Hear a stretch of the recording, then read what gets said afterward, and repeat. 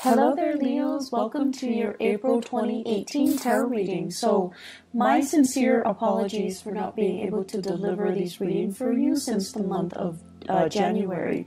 I am very, very, very sorry. Life just kind of got out of control for the past few months. I'm hoping from now on to be a lot more consistent with your reading, and the readings will be published on time, if not early, before the new month. Okay, so I'm hoping to reconnect with you, and thank you for those who are still sticking around and watching. So first off, the way this reading is going to go for this month, maybe for next month as well, I've chosen to do the audio recording mainly because it is easier on me.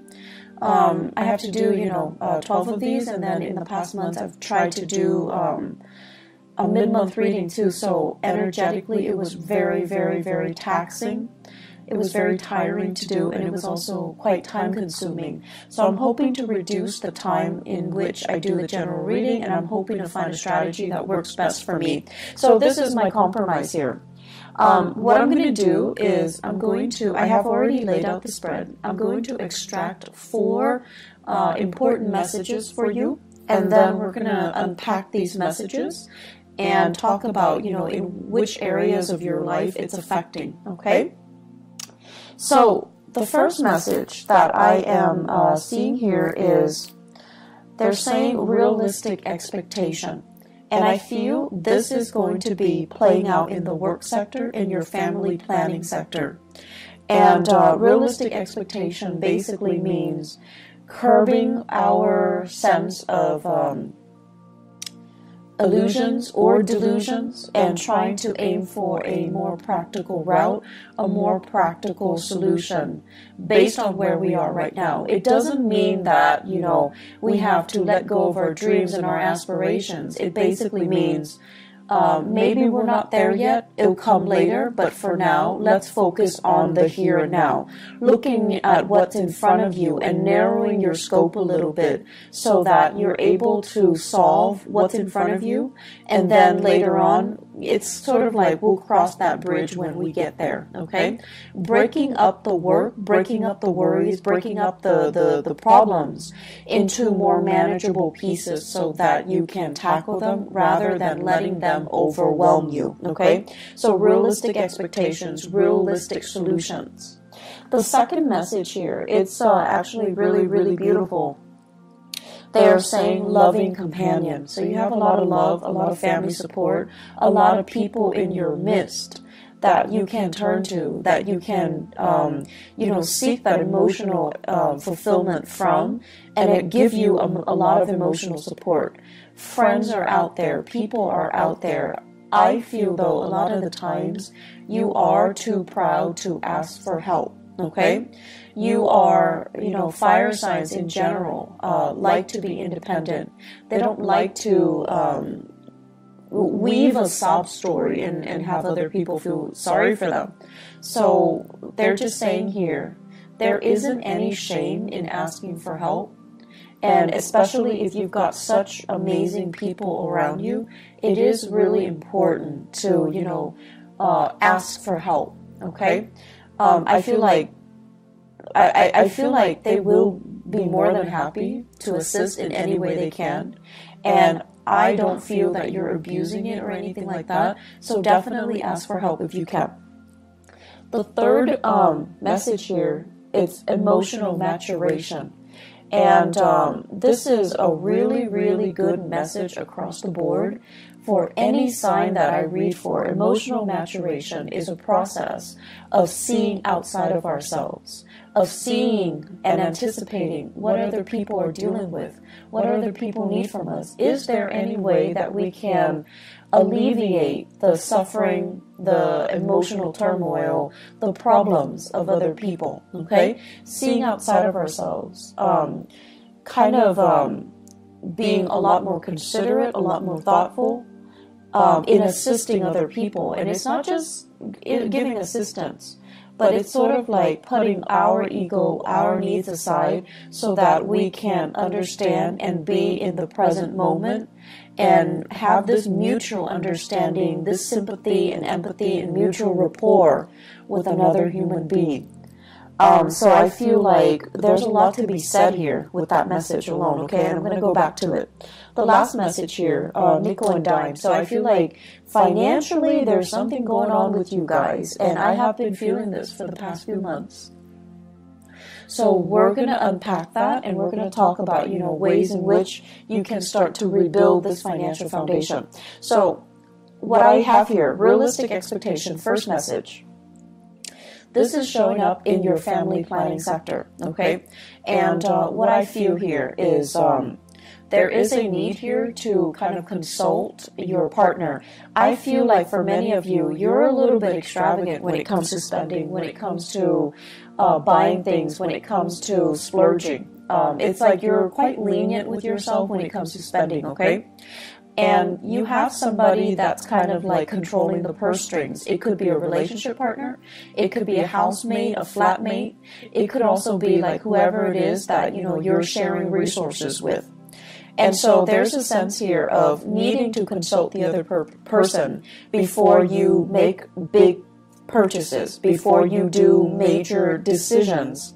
And I'm also feeling at this point there is a need to want to add additional member into the household, such as getting pregnant, family planning, adopting a dog, adopting a baby, taking in elderly parents is what I'm sensing. And these elderly parents can be overseas as well. So I feel like there's this discussion, this conversation about getting more people into the household, or the household is getting a little bit too crowded, so why don't we leave the household and seek our own space, seek a bigger housing environment, or purchase a property outright. So I feel like there's some fluctuation here within the home, but either way, it points towards expansion, it points towards something bigger, something better, okay?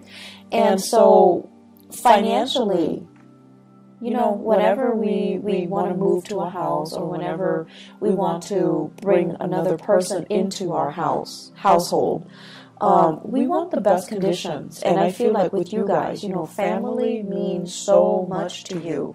There's such a huge influence in your life, and you want to do it big. You want to do it justice. You want to do them justice. And so you tend to be quite generous with the way in which you want to, give them that financial resources, or you want to do it big. And I feel like the other person that you're sharing resources with, they're trying to tell you to curb your spending. They're trying to tell you to be conservative, and they're trying to tell you more than anything to be realistic. And I feel like the past few months, since the November timeframe, many of you had to cut corners, you had to skip, and you didn't like that. You didn't want to have to do those things. And so it's gotten to the point where you're actually sitting down, and you're going to have to, be very realistic here. First of all, with the spending. Second of all, how much am I making right now? How much am I spending? So, the financial inflow versus the financial outflow, trying to balance that out, and trying to not succumb to emotional spending, okay? In the career sector as well, what I do feel is many of you are working in a capacity where you're doing a lot of consultation.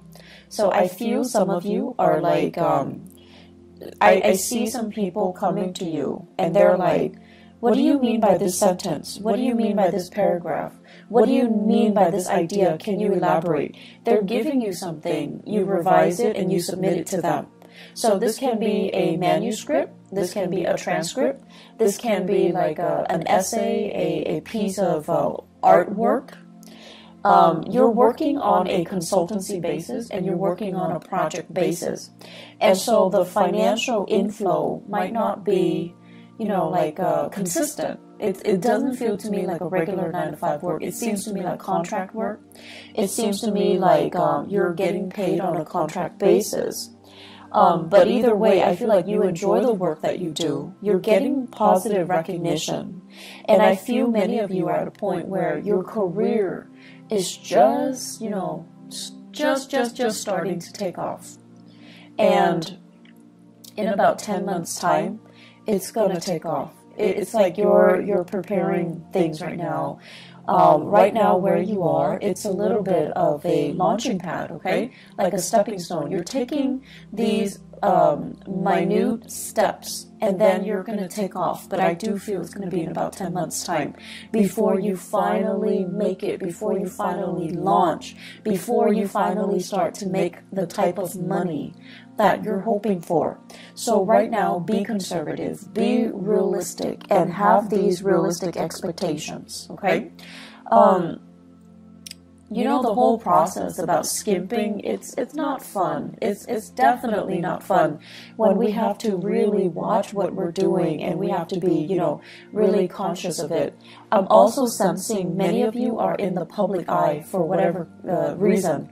And a lot of Leos actually are politicians, are great teachers as well, orators, lecturers, and things like that. So I'm not surprised that you're in the public eye and you have really strong, you know, charisma and stage presence.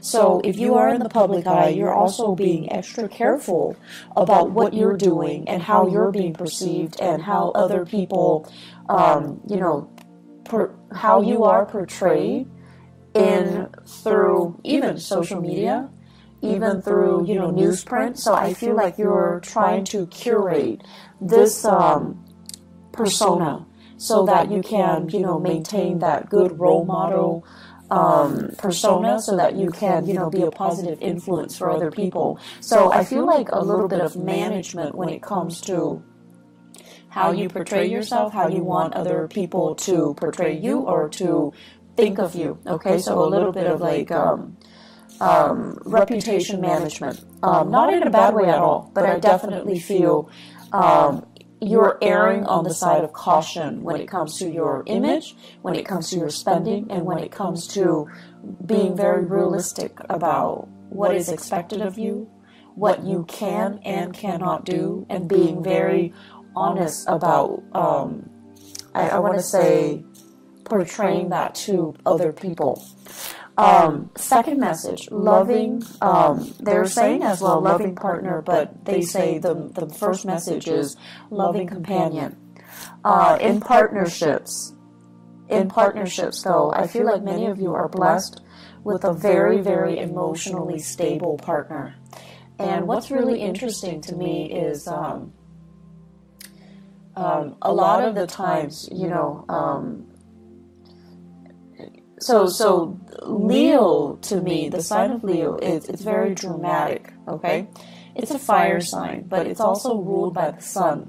And I feel like, you know, you thrive in the spotlight, and you guys would make, you and Libras are great, great, great, great actors. You like to, you know, stand up for your beliefs and stand up for the underdog, and really you're quite militant when it comes to the things that you believe in, your ideologies, your sense of justice, and your sense of right and wrong, and your moral compass.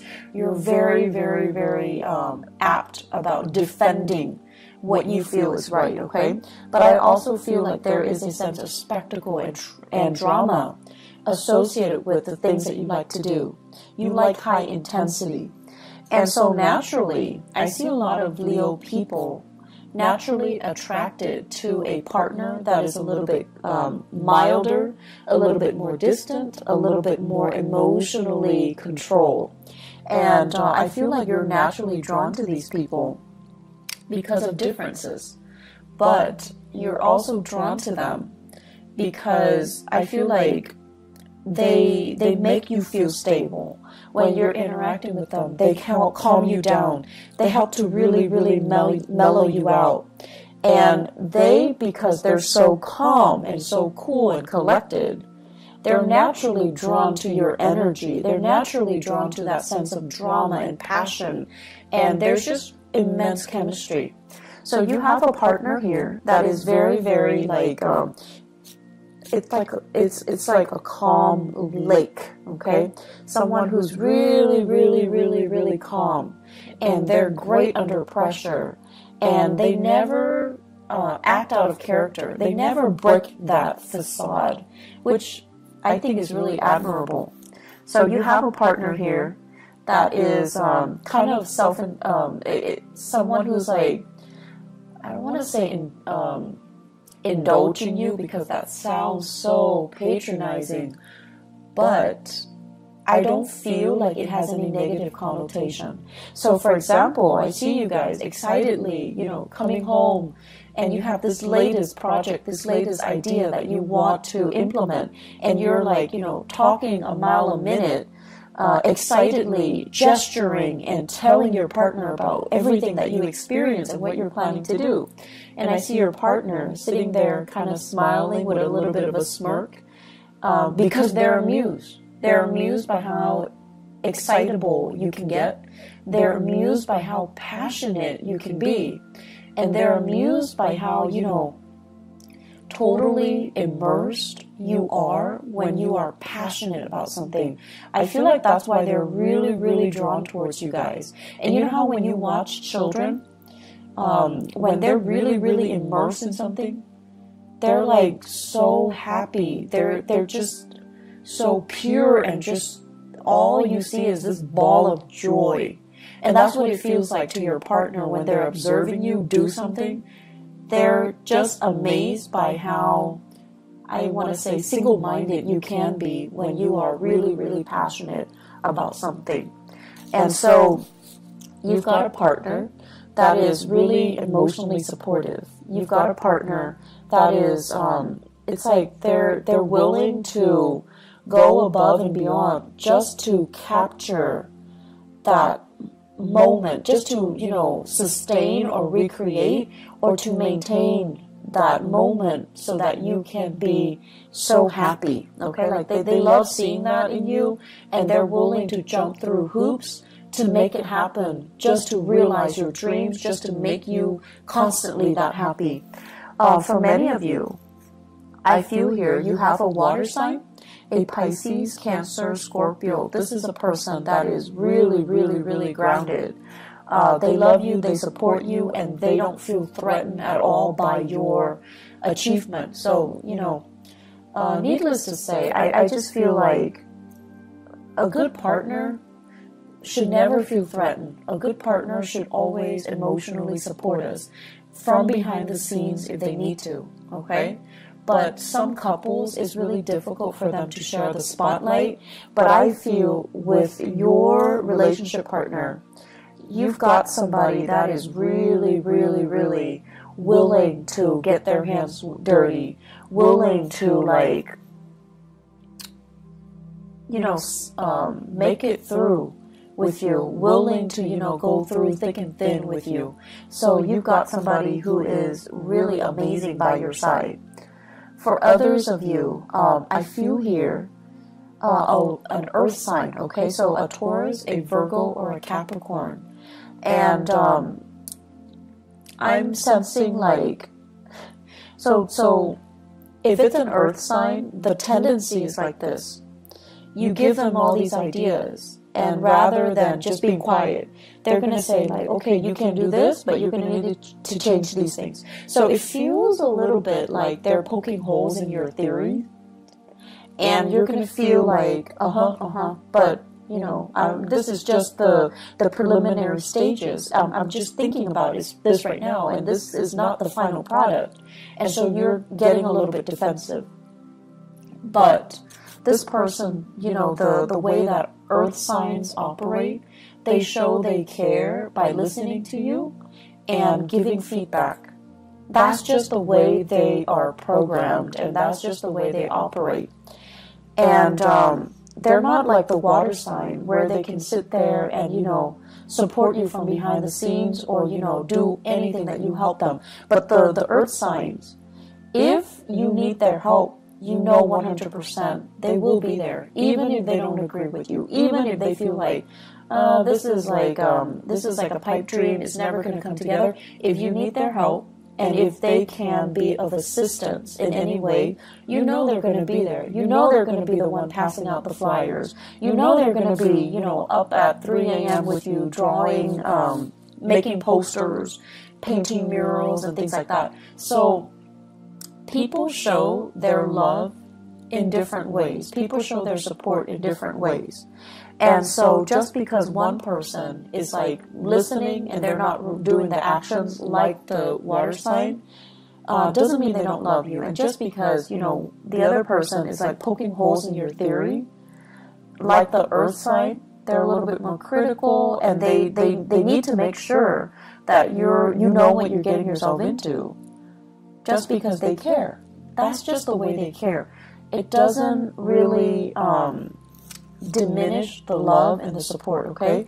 And honestly, if these two people or two signs didn't care, they wouldn't be around, okay? So I feel like you might be doubting it, or you might be going through a situation where you're frustrated. And, you know, we get frustrated with our partners all the time.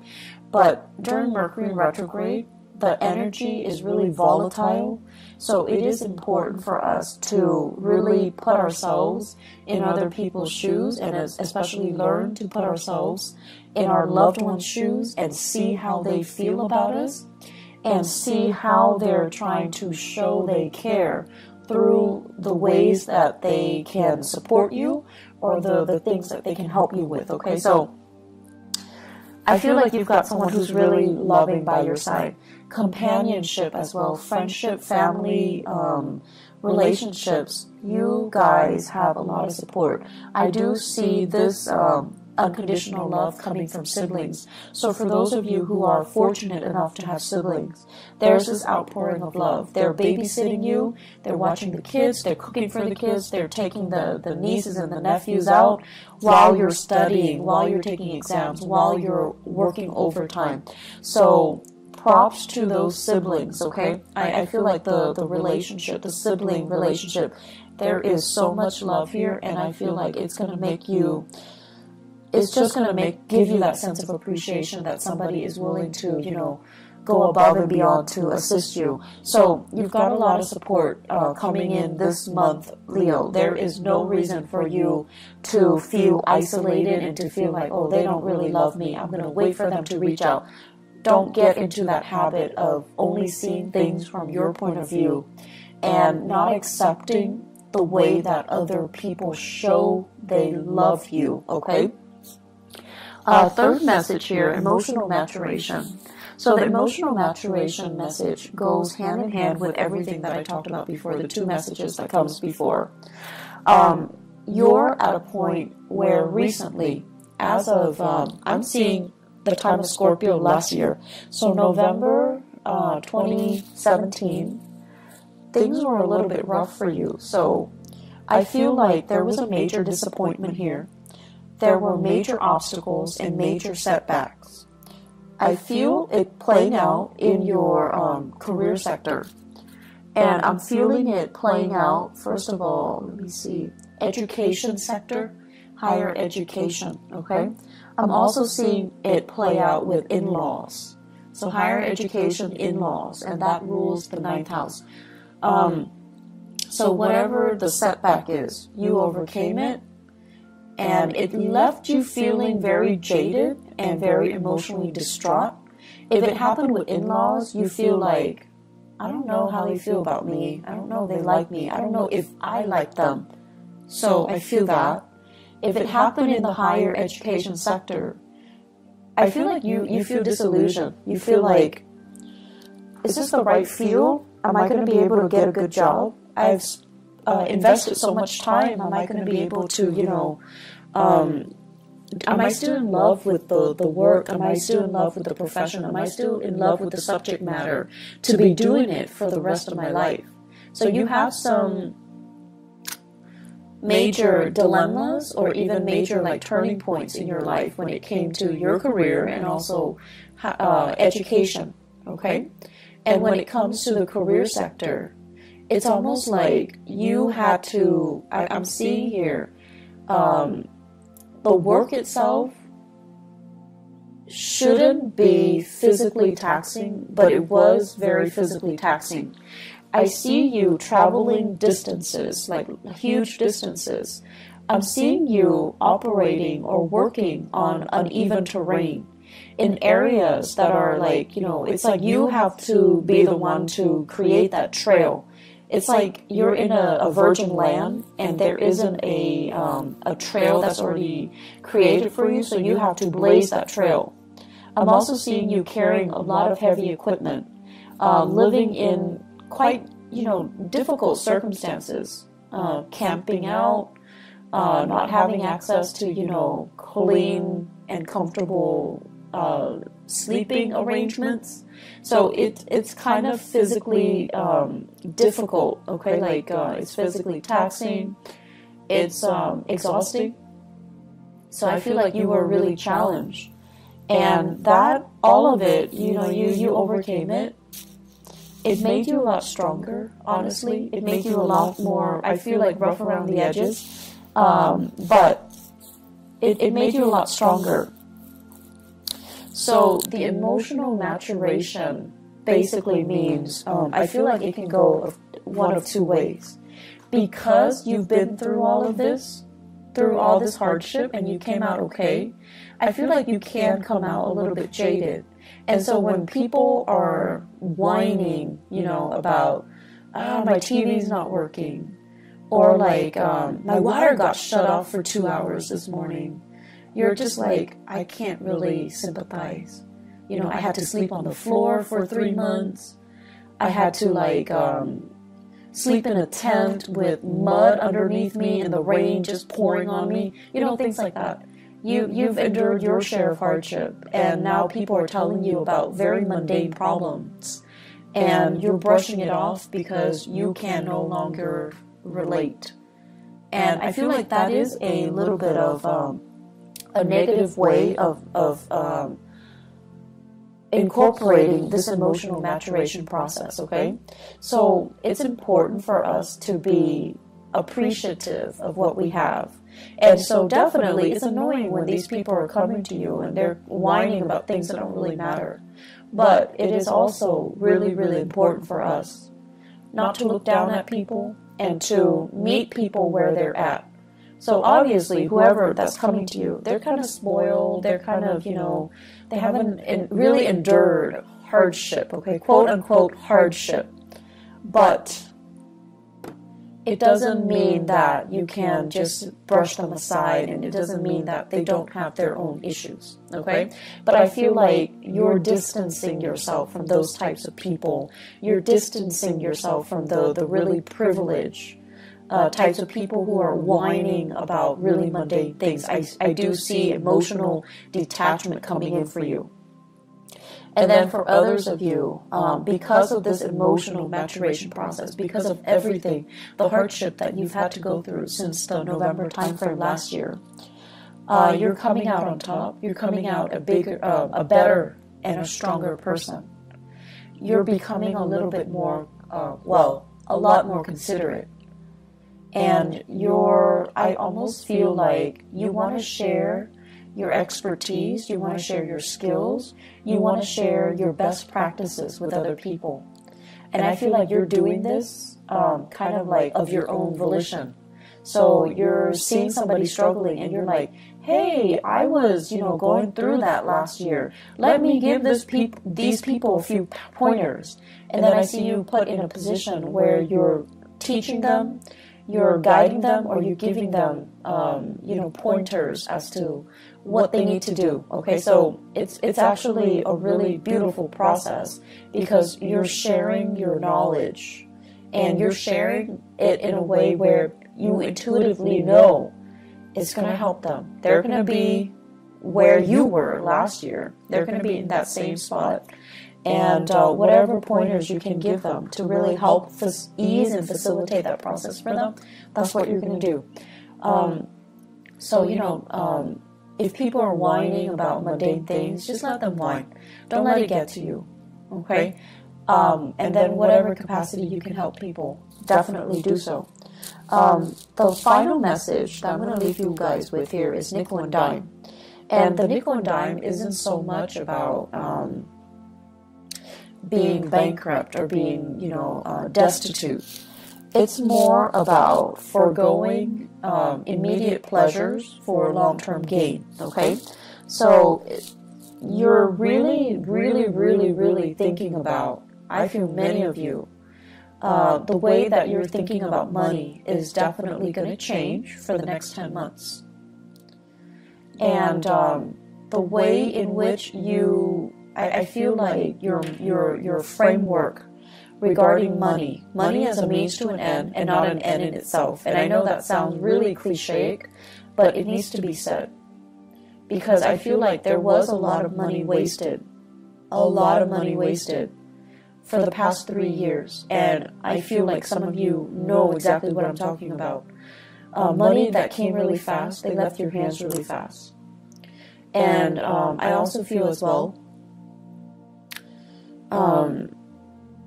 let me see, money that you thought was going to be around forever and ever and ever. Money that it's like it's like a bottomless well, okay? You need it, it's there. You need it, it's there. Or the work situation was so prosperous. You worked and there's that paycheck, but something happened. And then the supply of money or the consistency just wasn't, it's no longer here anymore. And so you're really, really thinking about the building blocks for your future wealth and prosperity. You're nickel and diming yourself. You're being very, very cautious about spending. You're being a lot more responsible. And you're obsessively, checking the bank accounts. Some of you are waiting for sources of funding to come in, and it's getting delayed. Okay? And so it's not a good place to be when we count on something and it's not there. But I feel like it's going to clear up for you. Let me see, 1, 2, 3, 4. I want to say like 5 weeks time. 5 weeks time might take us into the May time frame. Okay, so May. I'm also sensing as well, it's just like the financial situation is a little bit unstable right now. Keep trucking on, keep saving. And I know it's not fun to, have to nickel and dime ourselves and to have to, be super, super conservative. And I feel like the only danger for you guys is you have to do it for so many months before you're just like, F it. And then you splurge, and then you go through, periods of like intense spending. So please be careful about that. Home renovation, that's in order. It's going to be wonderful. It's looking really good.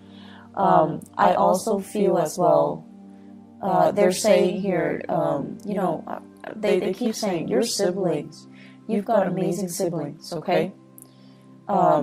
Whatever you think they feel about you, yes, they think you're stubborn. Yes, they think like, oh my gosh, you are such a, like, they're like a bull, like someone who's extremely stubborn, extremely bullish in their ways, or, just like, they won't listen. So it's like you've got your opinions made. You've got your ideas fixed, right? And no matter what they do, they can't persuade you. Yes, they think of all these things about you, but they do really love you as well. So don't make the process difficult. Don't do that to the people that you love. And they love you. So no matter how much you guys argue, there's still a lot of love there. So approach it with a little bit of compassion, okay? And I want to say, be a little bit more flexible. There is some really big karma here about money. And I feel like until your framework about money changes, and I can tell you till, I'm blue in the face, money is a means to an end. Until that light bulb kind of, switches on in your head, until you truly, truly, truly understand what that means. The financial prosperity that I mentioned coming in the October timeframe, it's going to be delayed. So until you really grasp that lesson. So what exactly does that mean? I feel like you're going to spend from now until the May timeframe trying to figure this out. And once you figure it out, lesson learned, there's going to be huge prosperity coming in the later part of the year, okay?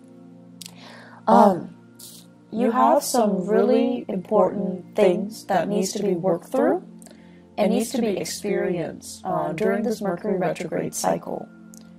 So I'm sensing here that, you know, learning to get your financial affairs in order, having a game plan for yourself, start saving and start rethinking about, you know, how you see money and how you think about financial foundation and financial, you know, financial prosperity. That's going to be really important, okay? So Leos, I wish you all the best, and I'll be back for next month's reading, okay? Take care of yourself and enjoy the rest of this month. Bye-bye.